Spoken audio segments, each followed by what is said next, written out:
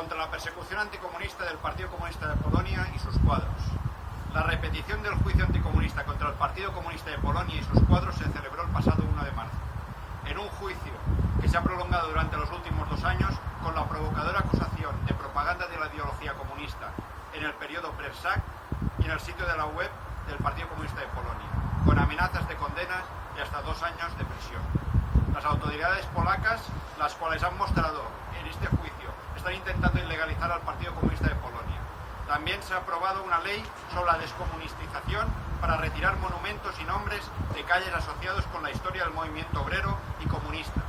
Estas medidas anticomunistas son creadas como parte de un proceso de amplio de reescribir la historia.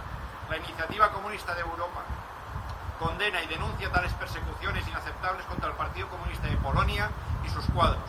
Estas persecuciones forman parte de las medidas y prohibiciones anticomunistas de los gobiernos burgueses apoyados por varios países de la Unión Europea y que promueven bajo la ideología anticomunista oficial de la Unión Europea. Son parte de la propaganda provocativa y antihistórica referida al llamado totalitarismo y a los falsos intentos de equiparar al comunismo con el monstruo del fascismo que fue creado por el capitalismo y su barbarie. Estas restricciones y prohibiciones a los partidos comunistas y a sus símbolos, la limitación de la actividad comunista y la represión del movimiento obrero son distintas caras de una misma intensificación del ataque contra los derechos de la clase obrera y del resto de sectores populares. La Iniciativa Comunista Europea exige el cese inmediato de toda persecución contra el Partido Comunista de Polonia, sus miembros y sus cuadros, la derogación de todas las leyes anticomunistas y el marco legislativo reaccionario en Polonia y el resto de países en que los partidos comunistas están siendo perseguidos.